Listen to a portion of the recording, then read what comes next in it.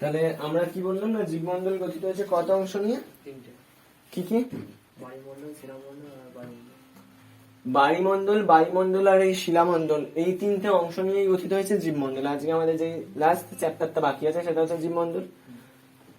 তো বায়ুমণ্ডল কি, বায়ুমণ্ডল কি আর শিলামণ্ডল কি, আমরা যদি দেখি যে আমাদের পৃথিবীতে তিনটি মাত্র স্তর আছে, মানে তিনটে অংশ নিয়ে গঠিত হয়েছে এই জীবমণ্ডল। একটা যে আর উপরে আমরা আছি বা শিলামণ্ডল, শিলামণ্ডলের উপরে মানুষ সহ বিভিন্ন পশু পাখি বিভিন্ন প্রজাতির জীব বসবাস করছে। যে শিলামণ্ডল গঠিত হয়েছে কি দিয়ে না, মহাদেশীয় পাত দিয়ে। মহাদেশীয় পাত যেটাকে আমরা বলি সিয়াল। আমরা জানি ভূত্বক গঠিত হয়েছে দুটো পাত দিয়ে, একটা হচ্ছে মহাদেশীয় পাত আর একটা মহাসাগরীয় পাত। তো এই যে মহাদেশীয় পাত, যেখানে শিলামণ্ডল মহাসাগরীয় পাত গঠিত হয়েছে বিভিন্ন শিলা দিয়ে, তো এই শিলামণ্ডলের উপরে মানুষ সহ বিভিন্ন জীব প্রজাতি বসবাস করছে। এইখানে এই শিলামণ্ডলের উপরে আমরা যে একটা বাস্তুতন্ত্র গড়ে উঠেছে, একটা খাদ্য খাদকের চেন গড়ে উঠেছে, একটা খাদ্য শৃঙ্খল গড়ে উঠেছে, একটা ফুড চেন গড়ে উঠেছে। আবার ঠিক একইভাবে এই যে জল, যেটা মহাসাগরীয়, ভূত্বকের উপর যে স্থানটা মহাসাগরীয় শিলাস্তর বা মহাসাগরীয় পাত দিয়ে গঠিত, যেখানে মহাসাগর আছে, যেখানে জলে বিভিন্ন ফাইটোপ্ল্যাঙ্কটন, বিভিন্ন শ্যাওলা, জলজ উদ্ভিদ, বিভিন্ন জলজ প্রাণী জন্মগ্রহণ করছে, বেড়ে উঠছে, এদের নিয়েও আরেকটা বাস্তুতন্ত্র, জলজ বাস্তুতন্ত্র গড়ে উঠেছে। এরা কার আন্ডারে পড়ছে না, বাড়িমণ্ডল। আমি আগেও বলেছি যে বাড়ি মানে কি, জল, তাই বাড়িমণ্ডলকে আরেক কথায় কি বলা যেতে পারে, জলমণ্ডল। তাহলে জীবমণ্ডল কাকে বলে যদি আমাদের বলতে হয়, আমরা বলতেই পারি যে শিলামণ্ডল, বাড়িমণ্ডল ও বায়ুমণ্ডল নিয়ে, শিলামণ্ডল, বাড়িমণ্ডল ও বায়ুমণ্ডল নিয়ে যে জীব প্রজাতি বা যে সম্পূর্ণ বাড়িমণ্ডল, বায়ুমণ্ডল ও শিলামণ্ডল নিয়ে একত্রে আমরা যেই প্রজাতির অন্তর্ভুক্ত হয় সেটা হচ্ছে জীবমণ্ডল। তাহলে জীবমণ্ডল ইজিক্যাল টু কি, শিলামণ্ডল প্লাস বায়ুমণ্ডল। এবার এক এক করে আমরা শিলামণ্ডল কাকে বলে, বাড়িমণ্ডল কাকে বলে আর বায়ুমণ্ডল কাকে বলে আলোচনা করবো। তা আগেও করেছি আমরা ইভিএস এ। তো বাড়িমণ্ডল মানে জলমণ্ডল, যেখানে বিভিন্ন জলজ উদ্ভিদ, ফাইটোপ্ল্যাঙ্কটন এরা জন্মাচ্ছে, বেড়ে উঠছে। একটা ছোট মাছকে কারা খায়, একটা সমুদ্রে যারা সমুদ্রের জীব বা কীট পতঙ্গ, তাদের কারা খায়, ছোট মাছ। এই ছোট মাছদের কারা খায়, আবার বড় মাছ। সেই বড় মাছদের কারা খায়, আরো বড় মাছ। সেই আরো বড় মাছদের কারা খাচ্ছে, বিভিন্ন বক, বিভিন্ন মাছরাঙা পাখি, যারা এই সমুদ্রের পার্শ্ববর্তী অঞ্চলে, যারা সমুদ্রের পার্শ্ববর্তী অঞ্চলে থেকে বিভিন্ন মাছ শিকার করে খায়। এই ধরনের বিভিন্ন প্রাণী এই সমুদ্র থেকে যারা বিভিন্ন মাছ শিকার করে খায়। তো একইভাবে এইখানেও একটা আমরা বাড়িমণ্ডলে একটা ফুড সার্কেল গঠন হচ্ছে। অণুজীব বা বিভিন্ন জীবাণু জলজ, তাদের খাচ্ছে ছোট মাছ, ছোট মাছদের আবার খাচ্ছে মাঝারি মাছ বা মাঝারি সাইজের মাছ, তাদের খাচ্ছে বড় মাছ, বড় মাছদের খাচ্ছে বিভিন্ন মাছরাঙা, বক ইত্যাদি পাখিরা। তো এইভাবে একটা জলজ বাস্তুতন্ত্র গড়ে উঠেছে।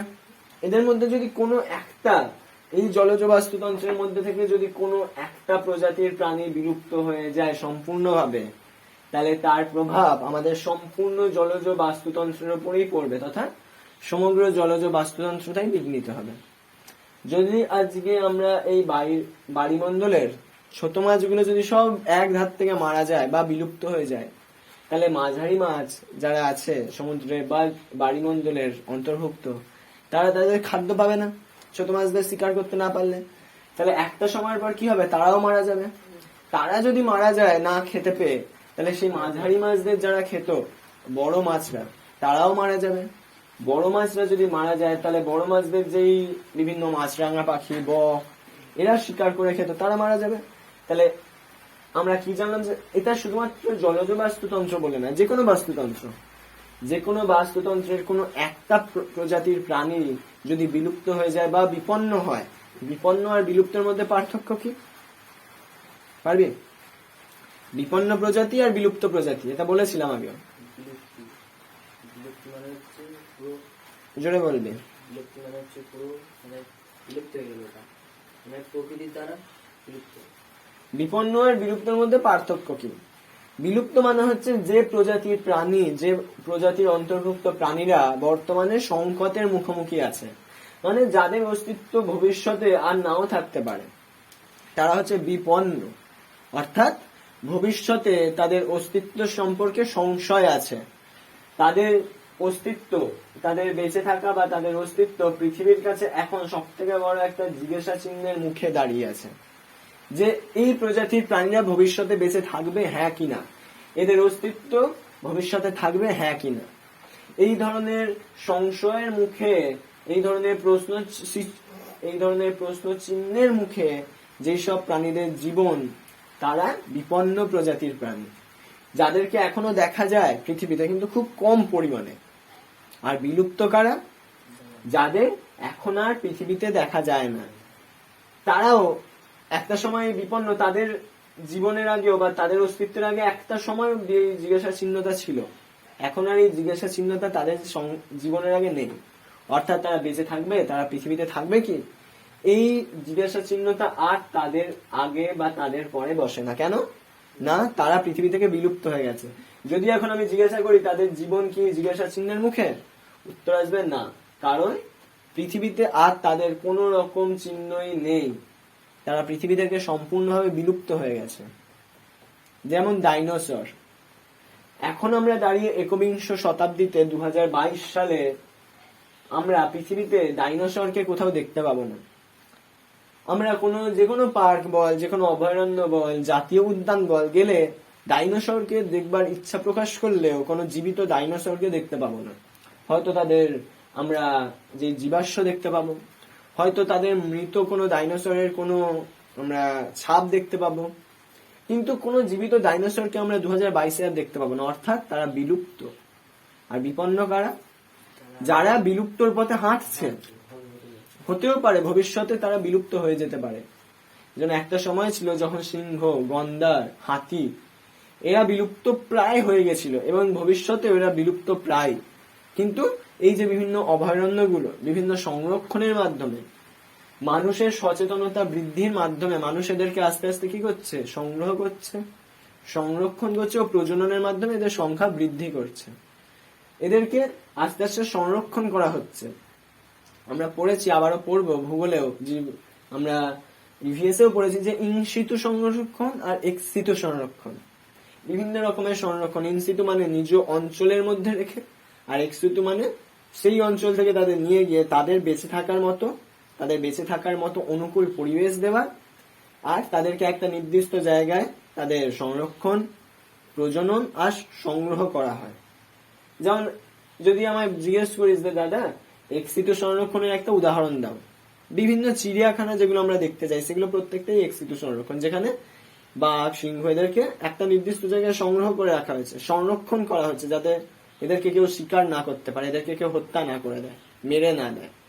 আর কি, এদেরকে প্রতিদিন যতটা সম্ভব এদেরকে প্রজননের মাধ্যমে সংখ্যা বৃদ্ধি করার চেষ্টা করা হচ্ছে, যাতে এরা বিলুপ্ত না হয়।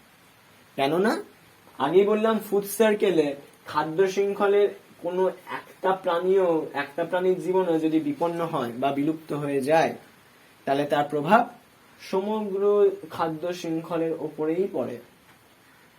বুঝলাম? তাহলে বাড়িমণ্ডল কি না? বাড়িমণ্ডল হচ্ছে এখানে আমরা এই ছবিটা যদি দেখি, যে ছবিটা আমি এঁকেছি, এই ছবিটা তো একই জিনিস আছে। জীবমণ্ডল গঠিত হয়েছে কি না, না তিনটে জিনিস নিয়ে, একটা হচ্ছে বাড়িমণ্ডল, একটা বায়ুমণ্ডল আর একটা শিলামণ্ডল। শিলামণ্ডল, বাড়িমণ্ডল ও বায়ুমণ্ডলকে একত্রে কি বলে? জীবমণ্ডল। এবার আসছি বায়ুমণ্ডল কাকে বলে।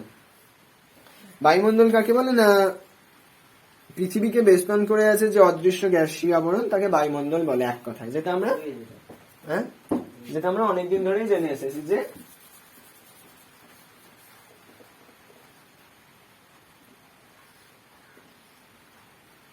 এবার আমরা জানবো বায়ুমণ্ডল। বায়ুমণ্ডল কি না, আমাদের যে পৃথিবী, আমাদের পৃথিবীকে বেষ্টন করে আছে একটা অদৃশ্য গ্যাসীয় আবরণ।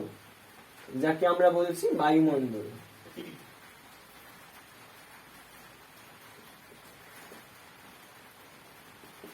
বায়ুমণ্ডলে কতগুলো বায়ু স্তর আছে মনে আছে? কি কি? Troposphere, stratosphere, mesosphere, ionosphere, troposphere আর নাইট্রোস্ফিয়ার। আটটা বললে, আটটাই হবে। Troposphere, stratosphere, mesosphere, thermosphere, ionosphere, exosphere, magnetosphere, sorry 7টা। আর একটা ওজোনোস্ফিয়ারও ধরা হয়, কিন্তু ম্যাগনেটোস্ফিয়ার অব্দি ঠিক আছে। তাহলে বায়ুমণ্ডলে যে বিভিন্ন স্তরগুলো, তাদের বায়ু স্তরকে যে বা বায়ুমণ্ডলকে বিভিন্ন স্তরে ভাগ করা হয়েছে, যেগুলো আমরা ক্লাস 10-এও পড়েছি ভূগোলে, আমরা ক্লাস 11-এও পড়েছি তোর ইভিএস এ, আবার পড়ছি জিওগ্রাফিতে। বায়ুমণ্ডলকে 7টা স্তরে ভাগ করা হয়েছে। কি কি না? Troposphere, stratosphere, mesosphere, thermosphere, exosphere, ionosphere আর ম্যাগনেটোস্ফিয়ার। আমরা কোন স্তরে বসবাস করছি? কোন স্তরে? আমরা এটা ট্রপোস্ফিয়ার। ট্রোপোস্ফিয়ারে, যেটা বায়ু স্তরের সব থেকে নিচের স্তর। বায়ু স্তরকে যদি যদি পৃথিবী হয়, পৃথিবীকে যে বিভিন্ন স্তরে ভাগ করা হচ্ছে, তার মধ্যে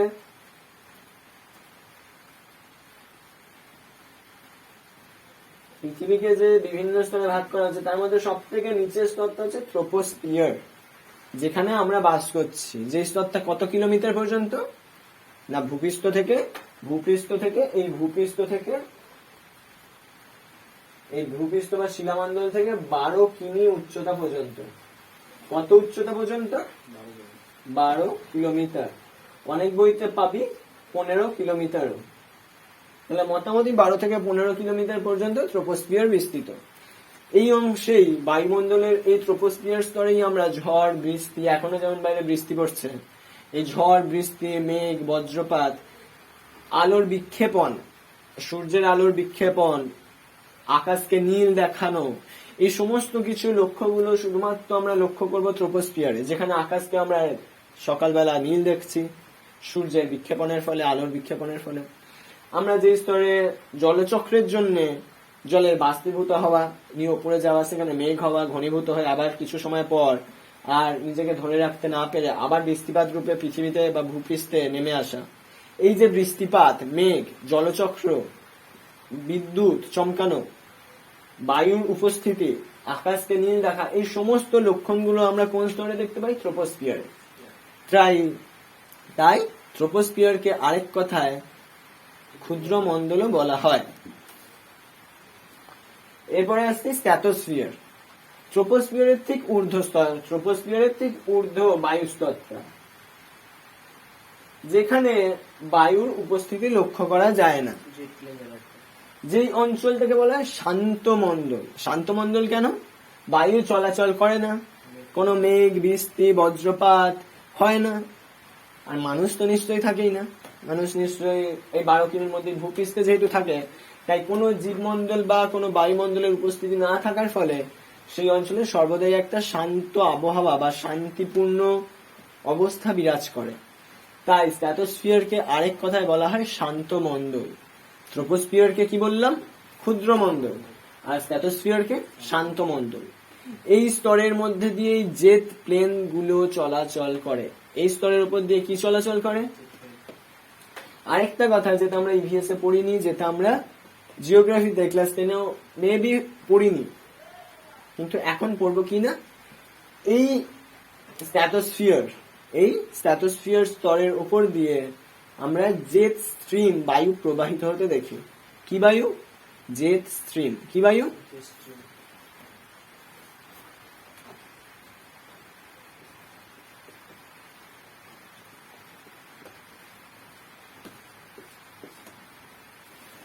এই স্তরের উপর দিয়ে আমরা জেট স্ট্রিম বায়ু প্রবাহিত হতে দেখি। এই বায়ুটা এক প্রকার শীতল বায়ু। শীতল বায়ু। এটা কোথায় দেখা যায়? না, ঊর্ধ্ব ট্রোপোস্ফিয়ারে আর স্ট্র্যাটোস্ফিয়ারের ঠিক নিচের অংশে এই বায়ুটা দেখা যায়। এরপর মেসোস্ফিয়ার, যেখানে স্ট্র্যাটোস্ফিয়ারেও আকাশের রং পুরো কালো। এরপর mesosphere, ionosphere, exosphere, thermosphere, magnetosphere ইত্যাদি বিভিন্ন স্তরগুলো আছে। আমি মেনলি আলোচনা করলাম ট্রোপোস্ফিয়ার সম্বন্ধে। কেন না, ট্রোপোস্ফিয়ার এই ট্রোপোস্ফিয়ার স্তর, যেখানে বায়ুমণ্ডল আছে, যেখানে বায়ুর উপস্থিতি আছে, মেঘ বৃষ্টি বজ্রপাত হয়, যাকে বলা হয় কি ক্ষুদ্রমণ্ডল। ট্রোপোস্ফিয়ারকে কি বলা হয়? ট্রোপোস্ফিয়ারকে বলা হয় ক্ষুদ্রমণ্ডল। কেননা এই স্তরে মেঘ বৃষ্টি বজ্রপাত ঝড় ঝঞ্ঝা হাওয়ায় এই স্তরকে বলা হয় ক্ষুদ্রমণ্ডল। কেন আলোচনা করলাম বিশেষত এই ট্রোপোস্ফিয়ার সম্বন্ধে? বায়ুমণ্ডলের 7টা স্তর থাকা সত্ত্বেও এই স্তরে আমি কেন বারবার জোর দিচ্ছি? কারণ আমরা পড়ছি যে চ্যাপ্টারটা, সেটা বায়ুমণ্ডল নয়। বায়ুমণ্ডল যখন পড়েছিলাম বা পড়বো ভবিষ্যতে আবার, তখন আমি এই 7টা স্তর সম্পর্কেই আলোচনা করব বিস্তারিত। কিন্তু এখন যেহেতু আমাদের পাঠ্য বিষয় জীবমণ্ডল, তাই আমরা শুধুমাত্র ট্রোপোস্ফিয়ারের উপরেই বিশেষভাবে নজর দিলাম বা এই ট্রোপোস্ফিয়ার সম্পর্কে বিশেষভাবে জ্ঞান অর্জন করলাম। কারণ জীবমণ্ডলের অস্তিত্ব ট্রোপোস্ফিয়ারেই দেখা যায়। আগেই বললাম জীবমণ্ডল মানে কি? বিভিন্ন প্রজাতির জীব, প্রাণী জগৎ, উদ্ভিদ জগৎ সহ যে জীব, তারা কোথায় জন্মায়? ভূপৃষ্ঠে। তারা নিশ্চয়ই আকাশে উড়ে বেড়ায় না। একটা শিশু নিশ্চয়ই কোনো মাতৃগর্ভ থেকে আকাশে উঠতে উঠতে আকাশে গিয়ে জন্ম নেয় না, বায়ুমণ্ডলে বা এই বায়ুমণ্ডলে জলের তলায় ভাসতে ভাসতে। যেহেতু জন্ম নেয় আমাদের ভূপৃষ্ঠে, যেহেতু জন্ম নেয় শিলামণ্ডলের ওপর, যেখানে ট্রোপোস্ফিয়ারের অস্তিত্বই বর্তমান। আমরা বললাম ট্রোপোস্ফিয়ার হচ্ছে ভূপৃষ্ঠ থেকে কত কিলোমিটার? 12 কিলোমিটার। তাই এই স্তরেই শুধুমাত্র জীববৈচিত্র্য লক্ষ্য করা যায়। তাই আমরা বায়ুমণ্ডলে এই স্তরকে বেশি গুরুত্ব দিচ্ছি। এই বায়ুমণ্ডলে আমরা আকাশেও বিভিন্ন জীব দেখতে পাই, বিভিন্ন জীব প্রাণীকে দেখতে পাই, বিভিন্ন পাখিকে দেখতে পাই, বিভিন্ন পতঙ্গকে দেখতে পাই, প্রজাপতি, মথ সহ বিভিন্ন প্রজাতির প্রাণী আমরা এই বায়ুমণ্ডলেও দেখতে পাই। এদের মধ্যেও একটা, এদের জীবনেও, এদের লাইফের মধ্যেও একটা ফুড সার্কেল বা খাদ্য শৃঙ্খল চলতে থাকে। যেমন বায়ুমণ্ডলে যে পোকা মাকড়, তাদেরকে কারা খায়? প্রজাপতি, মথ, এই ধরনের প্রাণীরা। এদেরকে আবার কারা খায়? গিরগিটি, ব্যাং তো বায়ুমণ্ডলে পড়বে না, শিলামণ্ডলে। তারপরে পাখি আছে বিভিন্ন, শকুন, চিল, এরা খায় কাদের? যারা ছোট পাখি তাদেরকে। তাহলে এই বায়ুমণ্ডলের মধ্যেও একটা ফুড সার্কেল বা একটা খাদ্য শৃঙ্খল লক্ষ্য করা যায়। বায়ুমণ্ডল বা জলের মধ্যেও একটা আমরা ফুড সার্কেল বা খাদ্য শৃঙ্খল লক্ষ্য করেছি। আর যেটা পড়ে রইল লাস্ট বা ফাইনাল, যেটা শিলামণ্ডল। দেখে নি কি দিয়েছে বলতো? এই শিলামণ্ডলেও আমরা বিভিন্ন প্রাণীর, শিলামণ্ডলে তো অবশ্যই সব থেকে বেশি খাদ্য শৃঙ্খল লক্ষ্য করা যায় শিলামণ্ডলেই। বিভিন্ন যেই আমরা এখনই একটা দেখলাম খাদ্য শৃঙ্খল বইতে, যে 1 মিনিট, এই যে এই ছবিটা যেটা দেখলাম কিনা, বিভিন্ন ঘাস, আগাছা, এদেরকে কারা খাচ্ছে? ঘাসফড়িং, বিভিন্ন পোকা, প্রথম শ্রেণীর খাদক যাদের বলা হয়। এই প্রথম শ্রেণীর খাদকদের আবার কারা খাচ্ছে? ব্যাং বা দ্বিতীয় শ্রেণীর খাদক। এই দ্বিতীয় শ্রেণীর খাদক বা ব্যাংকে আবার কারা খাচ্ছে? সাপ, তৃতীয় শ্রেণীর খাদক। এই তৃতীয় শ্রেণীর খাদককে আবার কারা খাচ্ছে বা সাপকে কারা খাচ্ছে? সর্বোচ্চ শ্রেণীর খাদক বা চতুর্থ শ্রেণীর খাদক ময়ূর। তাহলে একটার মাধ্যমে আরেকটার খাদ্য গ্রহণ, একটাকে অন্যজনের খাওয়া, তার মধ্যে দিয়ে এই যে একটা ফুড সার্কেল, এটাকেই বলা হচ্ছে শিলামণ্ডলে এই খাদ্য শৃঙ্খল গড়ে উঠেছে। আবার কোন একটা জঙ্গলে যেই ছোট ছোট প্রজাতির প্রাণী, খরগোশ, বিভিন্ন বুনো খরগোশ, এদেরকে কারা খায়? বনে খরগোশদের কারা খায়? খরগোশকেই বাঘ খাবে ডাইরেক্ট। বিভিন্ন যারা ছোট প্রজাতির খরগোশ, এদেরকে শিয়াল খায়, কুকুর খায়, হায়না খায়। এই শিয়াল কুকুরকে আবার কারা খায়? বড় প্রজাতির খাদক, বাঘ। সাপকে কারা খায় বা সাপের সাথে মারামারি কারা করে? নেউল। এই যে বিভিন্ন খাদ্য শৃঙ্খল দেখা যাচ্ছে, মানুষের মধ্যেও দেখা যায়। মানুষকে কি বলা হয়? কোন শ্রেণীর খাদক মানুষ? পরভোজী নাকি স্বভোজী নাকি সর্বভুক? কেন না মানুষ সব খায়, তৃণভোজী উদ্ভিদ প্রাণীও খায়, স্বভোজী আবার পরভোজীও। মানুষ বিভিন্ন লতা গুল্ম অর্থাৎ তৃণজাতীয় যে খাবার সেগুলোও খাচ্ছে, আবার মাংসাশী প্রাণীরা যা খায় সেই মাংসাশী প্রাণীদেরকেও মানুষ খায়। তাই মানুষকে বলা হয় সর্বভুক, সব খায় মানুষ। তো এতটা আমরা বুঝলাম না জীবমণ্ডল হচ্ছে শিলামণ্ডল, বাড়িমণ্ডল, বায়ুমণ্ডলকে একত্রে বলে জীবমণ্ডল। জীবমণ্ডল ইজিক্যাল টু শিলামণ্ডল প্লাস বায়ুমণ্ডল প্লাস বায়ুমণ্ডল। বায়ুমণ্ডলে বিভিন্ন বায়ুস্তর লক্ষ্য করা যায়। বায়ুমণ্ডল কাকে বলে না, পৃথিবীকে বেষ্টন করে আছে একটি গ্যাসীয় আবরণ, তাকে বলা হয় বায়ুমণ্ডল, বা পৃথিবীকে বেষ্টন করে আছে একটি বায়ুস্তর, তাকে বলা হয় বায়ুমণ্ডল। এটি 7টি স্তরে বিভক্ত। তার মধ্যে একবারে নিম্ন স্তরে আছে ট্রোপোস্ফিয়ার, যেটা ভূপৃষ্ঠ থেকে 12 থেকে 15 কিমি উচ্চতা পর্যন্ত। এই স্তর সম্বন্ধে আমরা কি জানলাম না, একে ক্ষুদ্রমণ্ডল বলে, তার কারণ এখানে মেঘ, বৃষ্টি, বজ্রপাত, তুষারপাত ইত্যাদি বিভিন্ন প্রাকৃতিক ঘটনাগুলি ঘটে থাকে, ঝড় হয়, তাই এই অঞ্চলের নাম ক্ষুদ্রমণ্ডল। এই ট্রোপোস্ফিয়ার স্তরেই জীবমণ্ডলের অস্তিত্ব লক্ষ্য করা যায়। এরপর আমরা জানলাম বায়ুমণ্ডল মানে আমাদের ভূত্বক গঠিত হয়েছে মহাসাগরীয় আর মহাদেশীয় শিলা দিয়ে। সেই মহাসাগরীয় শিলা বা মহাসাগরীয় পাতের ওপর যে মহাসাগর আছে বা যেই জলভাগ আছে, সেই জলভাগ নিয়ে যে অংশ গঠিত তাকে বলা হয় বায়ুমণ্ডল। বাড়ি অর্থাৎ জল, বাড়ি অর্থাৎ জল, তাই বায়ুমণ্ডলকে আরেক কথায় জলমণ্ডলে বলা যেতেই পারে। আরেকটা কি না শিলামণ্ডল। শিলামণ্ডলকে এটাও আমরা বলতে পারি যে ভূত্বক গঠিত হয়েছে মহাসাগরীয় আর মহাদেশীয় শিলাস্তর নিয়ে। সেই মহাদেশীয় শিলাস্তরের উপর যেই বিভিন্ন শিলা দ্বারা গঠিত যেই অঞ্চল, যেখানে বিভিন্ন প্রজাতির প্রাণী, পশু তথা বিভিন্ন প্রজাতির জীবেরা বাস করে, সেই অঞ্চলকে বলা হয় শিলামণ্ডল। এই শিলামণ্ডল, বায়ুমণ্ডল ও বায়ুমণ্ডল এই তিনটি নিয়েই একত্রে গঠিত হয়েছে কি জীবমণ্ডল। ঠিক আছে।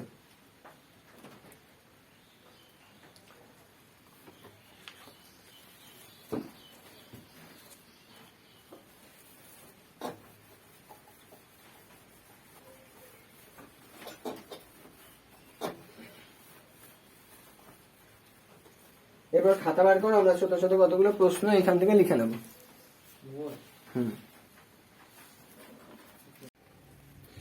তারপরের কোশ্চেন লেখ। বায়োস্ফিয়ার কথাটি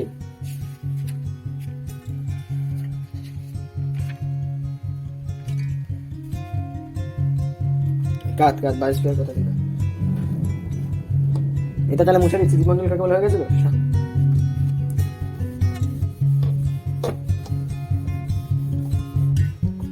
তারপর লেখ ইকোসিস্টেম।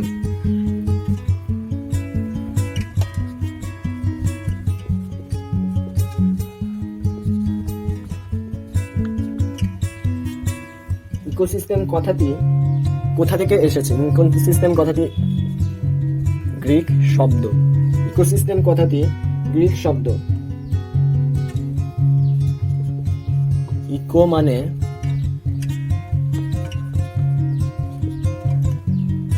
মানে বাস্তু ও সিস্টেম মানে তন্ত্র। অর্থাৎ ইকোসিস্টেম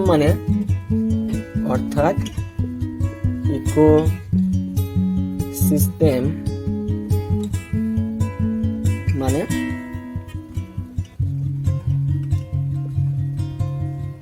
বাস্তুতন্ত্র।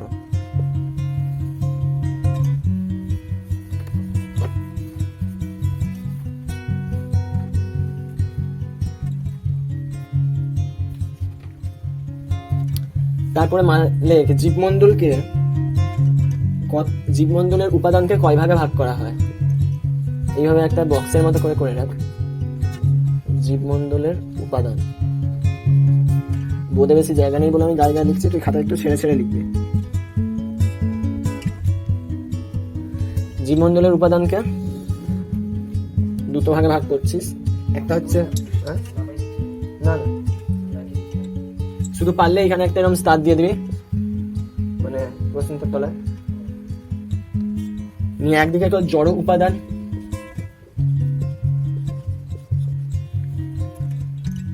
আর একদিকে একটা সজীব উপাদান। জীবমণ্ডলকে দুভাগে ভাগ করছিস, একটা হচ্ছে জড় উপাদান আর একটা হচ্ছে সজীব উপাদান। এই জড় উপাদানকে আবার বিভিন্ন ভাগে ভাগ করা হয়,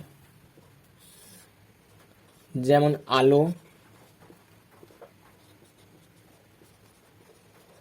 তাপমাত্রা,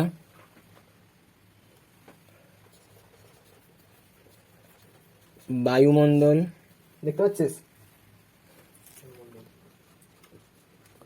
ভূপ্রকৃতি,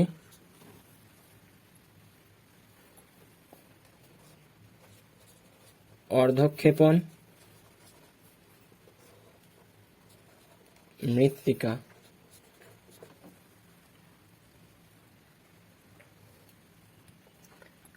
আর এইদিকে সজীব উপাদানকে জায়গা হবে কি দুটো ভাগে ভাগ করছি। সজীব উপাদানকে একটা পরভোজী আর একটা স্বভোজী।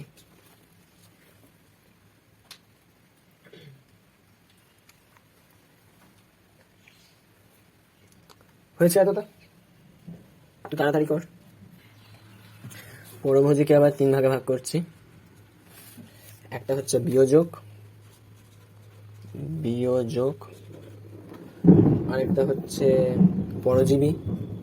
পরভোজীকে ভাগ করছি বিয়োজক, পরজীবী, আর লাস্ট যেটা সেটা হচ্ছে মৃতজীবী। বিয়োজক, পরজীবী আর মৃতজীবী। এতটা হয়ে গেছে। এই পরভোজীটা মুছে দিলাম। এরপরে স্বভোজীকেও ভাগ করছে, পরভোজীকে 2 ভাগে আর স্বভোজীকে ভাগ করছে, পরভোজীকে 3 ভাগে আর স্বভোজীকে ভাগ করছে 2 ভাগে। একটা আলোকজীবী অর্থাৎ যারা আলোতে জন্মায়, আর একটা হচ্ছে অনালোকজীবী যারা অন্ধকারে জন্মায় বা আলোর অনুপস্থিতিতে জন্মায়। অনালোকজীবী আর আলোকজীবী। স্বভোজীকে 2 ভাগে ভাগ করছে আর পরভোজীকে 3 ভাগে। মৃতজীবী, পরজীবী আর বিয়োজক। আলোকজীবী, আলয়কার ক, আলোকজীবী বর্গীয় দেখি বয়সী, আর অনালোকজীবী অদন্তনয়কার লয়কার ক অনালোক বর্গীয় দেখি বয়সী জীবী। তাহলে জীবমণ্ডলের উপাদানের যে ভাগ, জড় উপাদান আর সজীব উপাদান 2 ভাগে ভাগ করলো। সেই জড় উপাদানকে আবার ভাগ করেছে যথাক্রমে 6টা পর্যায়ে: আলো, অর্ধক্ষেপণ, তাপমাত্রা, মৃত্তিকা, বায়ুমণ্ডল, ভূপ্রকৃতি। আর সজীব উপাদানকে ভাগ করেছে 2টা পর্যায়ে: পরভোজী আর স্বভোজী। পরভোজীকে ভাগ করেছে 3 ভাগে: বিয়োজক, মৃতজীবী আর পরজীবী। আর স্বভোজীকে ভাগ করেছে 2 ভাগে: আলোকজীবী আর অনালোকজীবী। এবার আমরা পর্যায়ক্রমিক ভাবে আগে জড় উপাদানের যেই ভাগগুলো আছে, আলো, অর্ধক্ষেপণ, তাপমাত্রা, বায়ুমণ্ডল, মৃত্তিকা, ভূপ্রকৃতি, সেই সম্বন্ধে জানবো। তারপর সজীব উপাদানের যে পরভোজী আর স্বভোজী সেই সম্বন্ধেও জানবো। তারপরে আগে আসি জড় উপাদান। ফার্স্টে তাহলে হেডিং দেয় জড় উপাদান।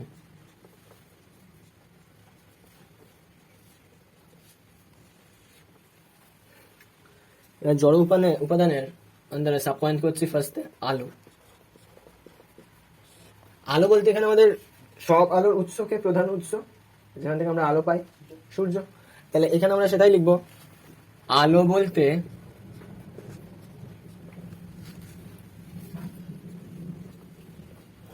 এখানে সূর্য থেকে আগত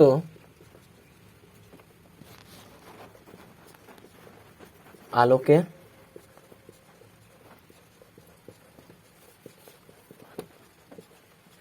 বোঝানো হয়েছে। এতটা লেখাকে এটা একটা টিকার মতো লিখে দিচ্ছি। আলো প্রত্যক্ষ ও পরোক্ষভাবে জীবমণ্ডলকে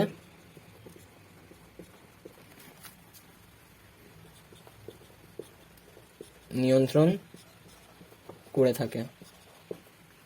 আলো প্রত্যক্ষ ও পরোক্ষভাবে জীবমণ্ডলকে নিয়ন্ত্রণ করে থাকে। যথা, আমি সতে লিখে দিচ্ছি: 1, উদ্ভিদের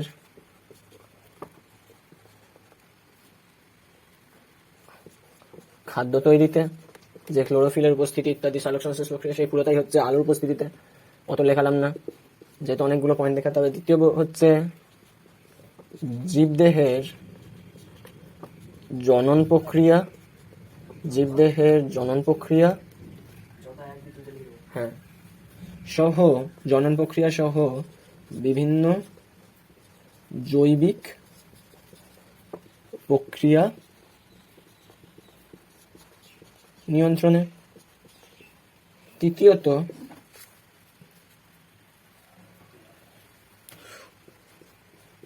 উদ্ভিদের সুপ্তাদশা থেকে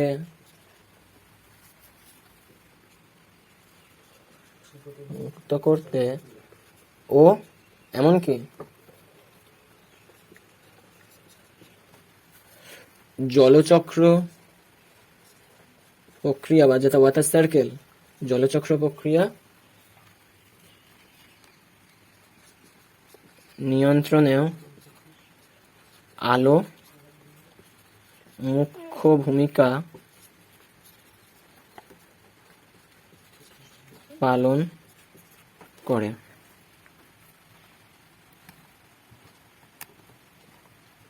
হয়ে গেছে এতটা।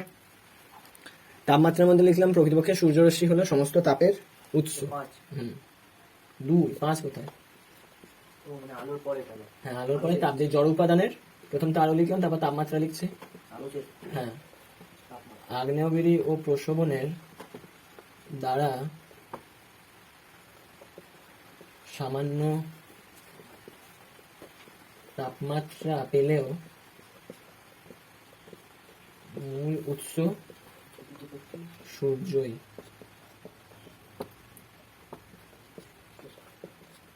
এমনকি সূর্যের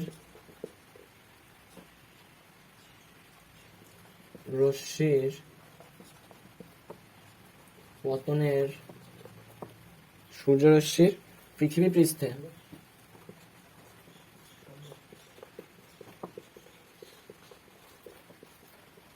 পৃষ্ঠে পতনের ওপর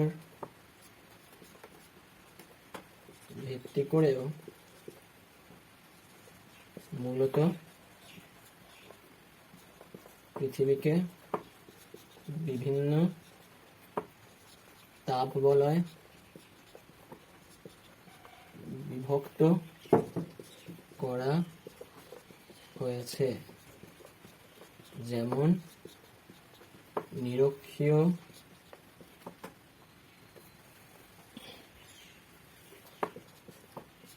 উষ্ণমণ্ডল, ক্রান্তীয়, নাতিশীতোষ্ণ মণ্ডল ও মেরু অঞ্চলে হিমমণ্ডল। প্রকৃতপক্ষে সূর্যরশ্মি হলো সমস্ত তাপের উৎস। আগ্নেয়গিরি ও প্রশোভনের দ্বারা সামান্য তাপমাত্রা পেলেও মূল উৎস সূর্যই। এমনকি সূর্যের রশ্মির পৃথিবী পৃষ্ঠে পতনের উপর ভিত্তি করেও মূলত পৃথিবীকে বিভিন্ন তাপ বলয়ে বিভক্ত করা হয়েছে, যেমন নিরক্ষীয় উষ্ণমণ্ডল, ক্রান্তীয় নাতিশীতোষ্ণ মণ্ডল ও মেরু অঞ্চলের হিমমণ্ডল।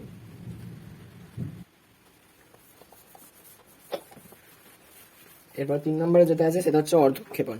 3 নম্বর দিয়ে লেখ অর্ধক্ষেপণ।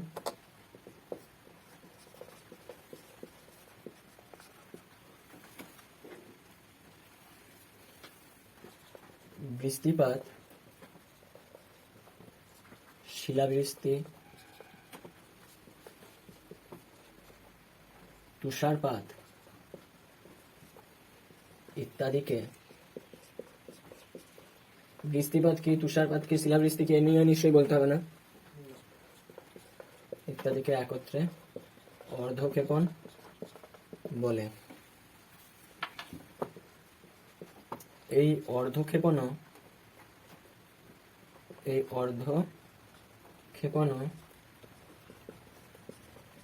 জীবমণ্ডলের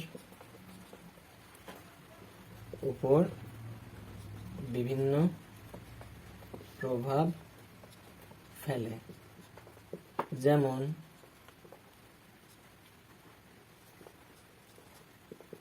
অর্ধক্ষেপণ তথা বৃষ্টিপাত যুক্ত অঞ্চলে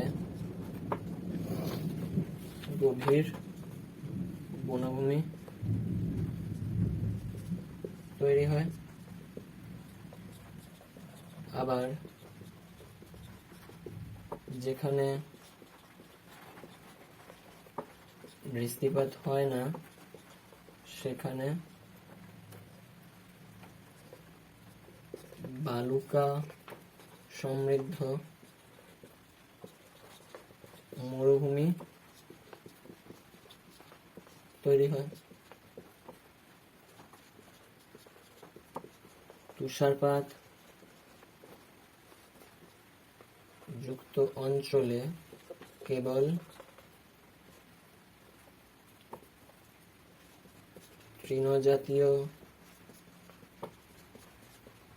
উদ্ভিদ জন্মায় প্রভৃতি। বৃষ্টিপাত, শিলাবৃষ্টি, তুষারপাত ইত্যাদিও একত্রে অর্ধক্ষেপণ বলে। এই অর্ধক্ষেপণ জীবমণ্ডলের উপর বিভিন্ন প্রভাব ফেলে, যেমন অর্ধক্ষেপণ তথা বৃষ্টিপাতযুক্ত অঞ্চলে গভীর বনভূমি তৈরি হয়, আবার যেখানে বৃষ্টিপাত হয় না সেখানে বালুকা সমৃদ্ধ মরুভূমি রূপান্তরিত হয়। তুষারপাতযুক্ত অঞ্চলে কেবল তৃণজাতীয় উদ্ভিদই জন্মায়, কারণ সেখানে কোনো বড় উদ্ভিদ জন্মাতে পারে না প্রভৃতি যে বৈশিষ্ট্যগুলো জীবমণ্ডলে এগুলো অর্ধক্ষেপণের ফলে দেখা যায়। এরপরে লেখ 4 নম্বর দিয়ে বায়ুমণ্ডল।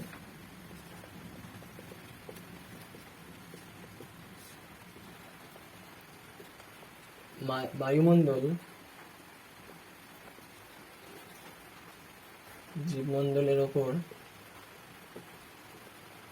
নানানভাবে প্রভাব ফেলে, যথা জীবমণ্ডলের অক্সিজেন বা O2 এর যোগান ও উদ্ভিদমণ্ডলের CO2 এর যোগান আমরা বায়ুমণ্ডল থেকেই পাই। বায়ুতে উপস্থিত নাইট্রোজেন জীবদেহে অত্যন্ত প্রয়োজনীয়। বায়ুমণ্ডলের উপস্থিতির ফলেই আমরা ক্ষতিকারক, আমরা না লিখে জীবমণ্ডল, ফলে জীবমণ্ডল ক্ষতিকারক ইউভি রশ্মি ও উল্কাপাতের হাত থেকে রক্ষা পায়। এছাড়াও বায়ুর উপস্থিতির কারণেই আমরা যে কোনো শব্দ শুনতে পাই,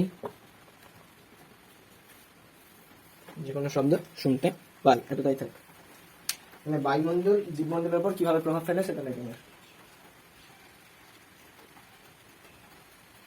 না, বায়ুমণ্ডল জীবমণ্ডলের উপর নানানভাবে প্রভাব ফেলে, যথা জীবমণ্ডলের অক্সিজেনের যোগান ও বায়ুমণ্ডলে কার্বন ডাই অক্সাইড ও উদ্ভিদমণ্ডলে কার্বন ডাই অক্সাইডের যোগান আমরা বায়ুমণ্ডল থেকেই পাই। বায়ুতে উপস্থিত নাইট্রোজেন জীবদের অত্যন্ত প্রয়োজনীয়। বায়ুমণ্ডলের উপস্থিতির ফলে জীবমণ্ডলের ক্ষতিকারক ইউভি রশ্মি ও উল্কাপাতের হাত থেকে আমরা রক্ষা পাই। এছাড়াও বায়ুর উপস্থিতির কারণে আমরা বিভিন্ন শব্দ শুনতে পাই।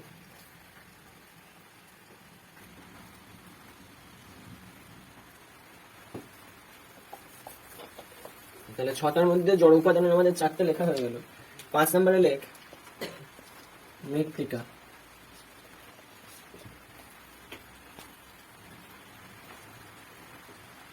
লেখ সূক্ষ্ম শিথিল শিলাচূর্ণ সমৃদ্ধ অঞ্চল, যা জীবমণ্ডলের প্রধান ধারক ও বাহক, যেখানে মানুষের বাসস্থান থেকে কৃষিকাজ, গবাদি পশু পালন সহ নানান কাজ হয়ে থাকে। উদ্ভিদ ও প্রাণীদের বহন করে চলেছে এই মৃত্তিকা। মানে সূক্ষ্ম শীতল শিলাচূর্ণ সমৃদ্ধ অঞ্চল হচ্ছে মৃত্তিকা, যা জীবমণ্ডলের প্রধান ধারক ও বাহক, যেখানে মানুষের বাসস্থান থেকে কৃষিকাজ, গবাদি পশুপালন সহ নানান কাজ হয়। উদ্ভিদ ও প্রাণীদের বহন করে চলেছে এই মৃত্তিকা। এরপরে লাস্ট যেটা আমাদের জড় উপাদানের মধ্যে সেটা বাকি আছে জল। লাস্ট জল। জল হলো জীবজগতের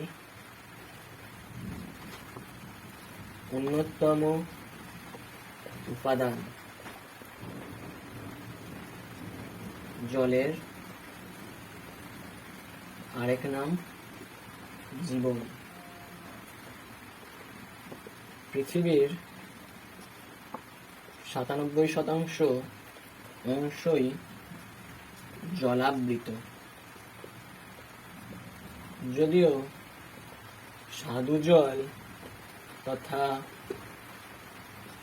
পানীয় জল তার মধ্যে খুব সামান্য। জল নানান কাজে ব্যবহৃত হয়, যথা এক, পানীয় হিসাবে। তুই নিচে নিচে লিখবি, ঠিক আছে? আমার জায়গা নেই বলে আমি পাশে পাশে লিখছি। 2, সেচের কাজে। 3, জলপথে পরিবহনে। 4, জলজ বিদ্যুৎ উৎপাদনে। 5, মৎস্য উৎপাদনে।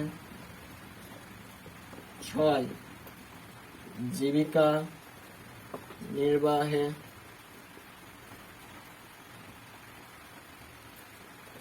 7, বন্দর গঠনে প্রভৃতি নানান কাজে। তাহলে জল হলো জীবজগতের অন্যতম উপাদান। জলের আরেক নাম জীবন। পৃথিবীতে 97% অংশই জলাবৃত, যদিও স্বাদু জল তথা পানীয় জল তার মধ্যে খুবই সামান্য। জল নানান কাজে ব্যবহৃত হয়, যথা পানীয় হিসেবে, সেচের কাজে, জলপথে পরিবহনে, জলবিদ্যুৎ উৎপাদনে, মৎস্য উৎপাদনে, জীবিকা নির্বাহে, বন্দর গঠনে প্রভৃতি নানান কাজে।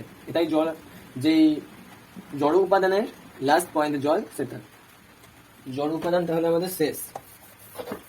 এরপরে আমরা যেটা জানবো সেটা হচ্ছে সজীব উপাদান। সজীব উপাদানকে আমরা কভাগে ভাগ করেছিলাম না? দুভাগে। একটা হচ্ছে স্বভোজী আর একটা হচ্ছে পরভোজী। ফার্স্টে স্বভোজী, 1 নাম্বার দিয়ে লিখছো স্বভোজী। স্বভোজী কাকে বলে? না, যে সমস্ত সজীব উপাদান কার্বন ডাই অক্সাইড, জল, সূর্যালোক, নাইট্রোজেন প্রভৃতি জড় উপাদানের সাহায্যে নিজেরাই নিজেদের খাদ্য প্রস্তুত করতে পারে, তাদের স্বভোজী উপাদান বলে। যেমন উদ্ভিদ হলো না, যে সমস্ত সজীব উপাদান কার্বন ডাই অক্সাইড, জল, সূর্যালোক, নাইট্রোজেন প্রভৃতি জড় উপাদানের সাহায্যে নিজেরাই নিজেদের খাদ্য প্রস্তুত করতে পারে, তাদেরকে কি বলা হচ্ছে? স্বভোজী উপাদান, যেমন উদ্ভিদ। এরপর পরভোজীটা জানবো, আগে লিখে নেই। এই স্বভোজীকে আবার দুভাগে ভাগ করা হয়। এই স্বভোজীকে আবার দুভাগে ভাগ করা হয়, যথা আলোকজীবী ও অনালোকজীবী। এবার আমরা পরভোজী জানবো। স্বভোজী, সজীব উপাদানের প্রথম যেটা স্বভোজী হলো, এবার পরভোজী। 2 নম্বর পয়েন্টে পরভোজী উপাদান।